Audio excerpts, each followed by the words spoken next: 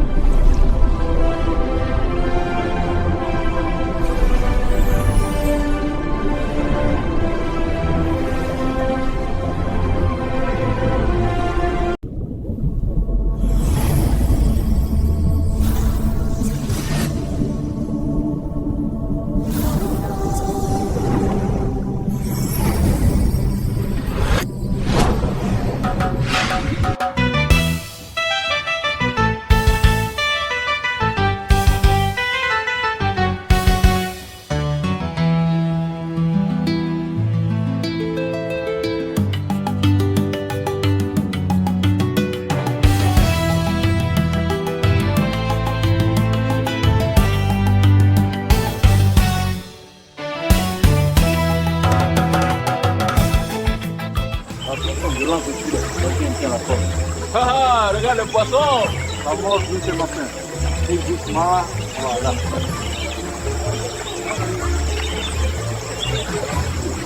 Encore remplir le panier. 3 pêcheurs ont disparu cette semaine. Leur pirogue a été retrouvée vide, mordue. Alors c'est bien la même chose qui rôde sous l'eau. Oui, la créature du lac. Les anciens la craignaient, mais jamais elle n'avait osé s'approcher ainsi. Si nous en change, frère, le lac devient imprévisible. Tu as vu les vagues ce matin? Oui, le filet a failli se rompre. Si le poisson manque, on aura au moins ses patates. Parfois, je me demande ce qu'il y a de l'autre côté. Une ville où personne n'a faim. Chef, pourquoi personne n'ose pêcher loin au large? Parce que la mer là-bas. Et sous nos coques, il passe des ombres que personne ne connaît. Depuis quelques semaines, il y a des choses là-dedans. Tu as entendu, Awa? On a retrouvé encore un bateau vide près de la pointe. Oui, 3 cette semaine. Personne ne sait où ils sont passés. Ils disent que la mer avale les hommes, comme si elle avait faim. Ma tante jure avoir vu des lueurs la nuit. Des lanternes qui disparaissent d'un coup. Des lueurs ou des esprits. Moi, je garde mes enfants près du feu. Il est trop curieux, Chris. La mer pourrait le punir.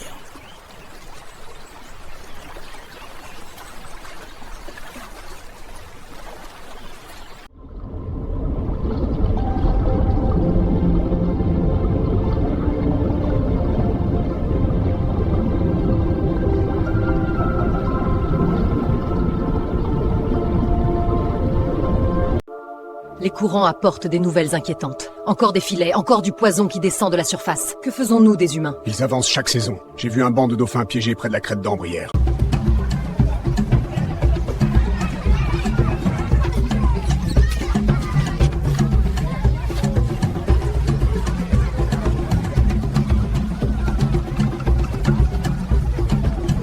Faut que je reste calme. Même si l'eau, on dirait qu'elle respire. Ouais. Les anciens disent qu'il y a quelque chose là-dessous. Si tu l'entends bouger, fais demi-tour. Je vais juste pêcher. Je ferai attention. Maréchal, tu l'as déjà vu, la créature dont tout le monde parle? Jamais. Et j'espère ne jamais la voir. Alors pourquoi tu regardes l'eau comme ça? Parce que ça bouge. On dirait que le lac respire. Viens. Là-bas, près de la pirogue. J'ai un mauvais pressentiment, Christian. On saura bientôt si... Regarde bien. Chaque écaille a été taillée par les pêcheurs du village d'en face. On dit qu'ils les gravaient quand un nom disparaissait. La nuit, un champ monte du large, doux, irrésistible. Ceux qui le suivent s'effacent. Disparaissent vraiment? On les retrouve pas? Jamais. Parfois leur pirogue revient vide.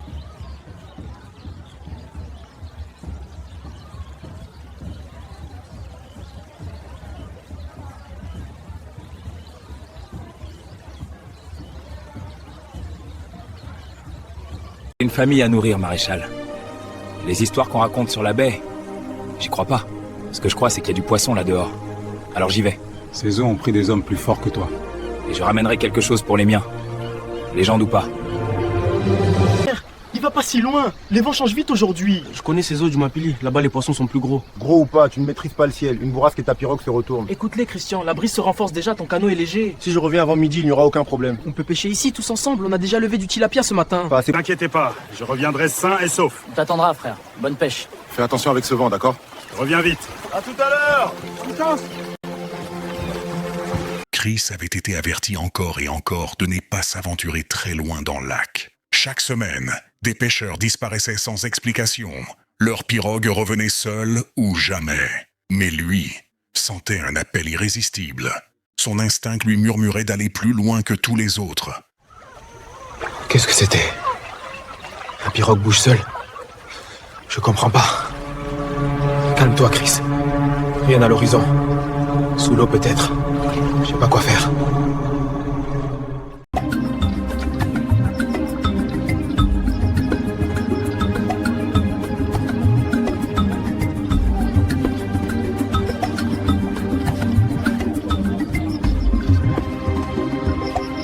La mer ce soir, frère.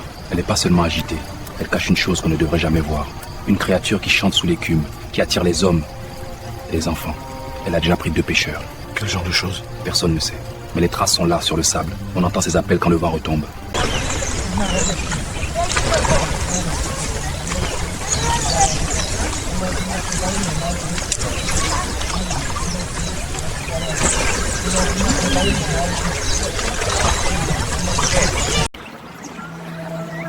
Je me demande si les gens avaient raison.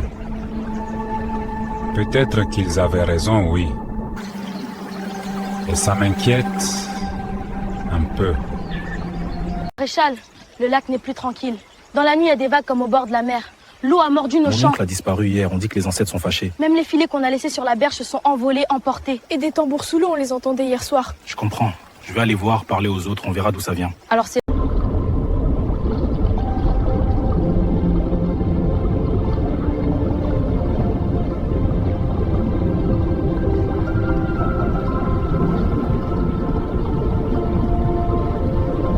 Les filets des pêcheurs s'approchent. Si la barrière cède, ils verront tout. Je prends la garde du nord. Moi l'est. On ne les laissera pas passer. Allez, que la houle vous cache. Reste près de moi, petit. Dans les profondeurs des royaumes des sirènes, l'inquiétude grandit.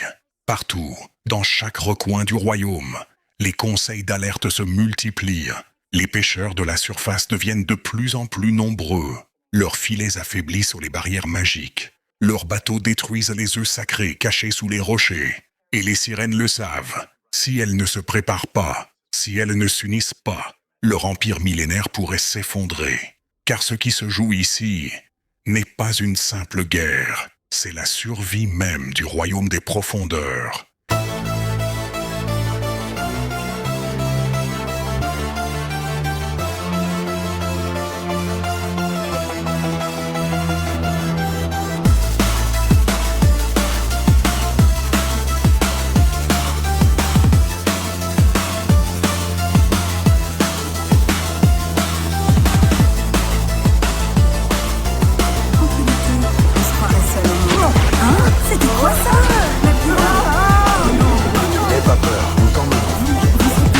Respire. Regarde.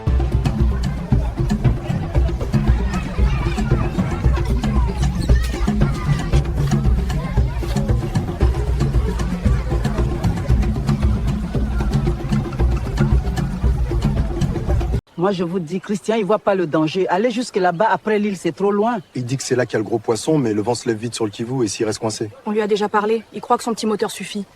Pourtant, même les vieux pêcheurs hésitent à traverser quand les nuages descendent. La semaine passée, les vagues ont retourné 2 pirogues, ça l'a pas réveillé? Non. Enlevez. Qu'est-ce que vous me voulez? Garde ton souffle humain. Tu respires grâce à nous. Tu es en sécurité tant que tu restes tranquille. Sécurité? Vous me tirez au fond de l'océan. La reine des abysses veut te voir. Nous devons t'y emmener. Déjà 6 jours, Martinez. Chris n'est toujours pas revenu du lac. Oui, personne n'a aperçu sa pirogue depuis mardi. Tu crois que la créature de l'eau l'a pris? Les anciens disent qu'elle rôde quand les nuages s'installent, peut-être? J'espère que non. On devrait organiser une recherche avant. Ce poisson est incroyable. Mais j'y pense encore à Christian. Si un jour il arrive quelque chose, comment on le suit? Il est toujours en vadrouille. On pourrait lui faire activer le partage de position, non? Il oublie, même son téléphone, il le laisse. Alors on lui rappelle chaque soir. Un message, une photo, n'importe quoi, tant qu'on sait où il est.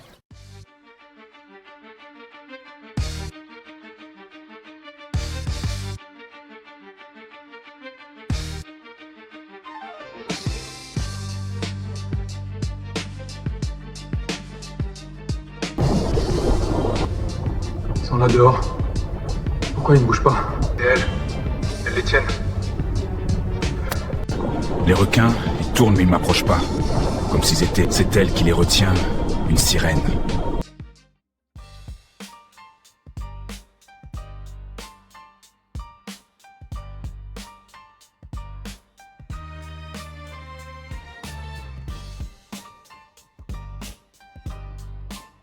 Chaque soir, il franchit la lisière, il disparaît dans l'eau noire. J'ai peur pour lui. Le courage de Chris est grand, mais le lac n'a pas de pitié. Je le sais, il croit trouver des réponses là-bas et il écoute personne. S'il ne revient pas un soir, ce sera sur nous.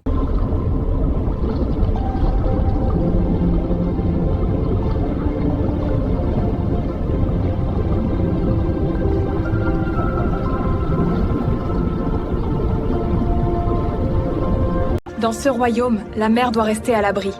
Les humains ont déjà pris trop de nos récifs, trop de nos champs. Je ne permettrai pas qu'ils s'approchent davantage. Majesté, je ne suis pas d'accord. J'ai vu des humains ramasser les filets perdus, soigner les tortues. Tous ne sont pas des pillards. Dans le royaume des eaux profondes, le conseil des sirènes avait tranché. Le pêcheur serait puni. Pour elle, Chris représentait le danger.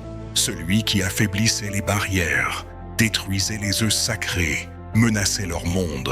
Mais une sirène, Mamengo, ne pouvait accepter cette sentence. Elle croyait que la guerre n'apportait que ruines et douleurs. Quand les murs du lac se resserrèrent autour de Chris, elle l'a aidé à fuir, le cœur battant. Dans le sillage de son regard, elle livra un secret. Les disparitions des pêcheurs de leur visage ne venaient pas d'eux. Ils n'ont rien capturé comme prisonniers, sauf, même dans les royaumes des profondeurs, des sirènes disparaissaient mystérieusement. Quelque chose d'autre rôdait dans l'ombre. Une créature inconnue, invisible, prête à frapper sans bruit, qui attaque ni les sirènes et les humains. Et maintenant Chris fuit, mais ce qu'il rapporte pourrait dévoiler la vraie menace, celle que personne, à la surface ou sous l'eau, n'imaginait.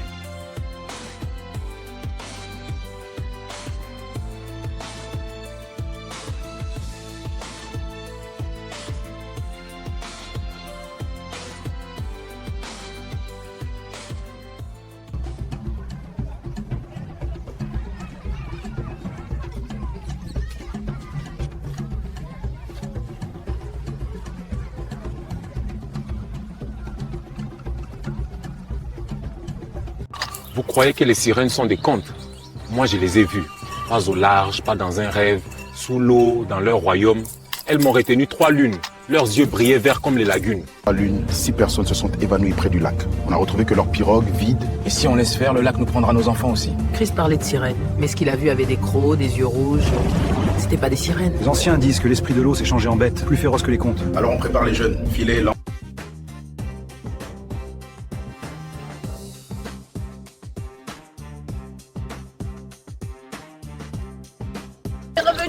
Oui, maman, la pêche a été bonne, le lac n'a aucun secret et le danger n'est pas grand. Montre-nous ce que tu as trouvé. Oh, Seigneur! Quelle taille! Faut bien manger ce soir.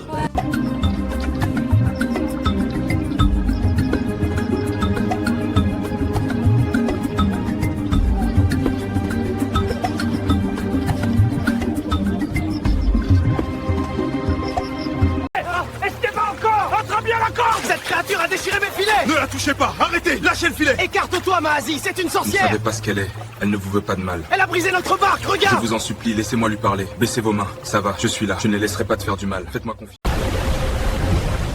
Nos sœurs, enfermées comme des bêtes. Les humains nous ont déclaré la guerre. Qu'ils voient qui de nous deux est le plus fort. La mer réclamera ce qui est à elle.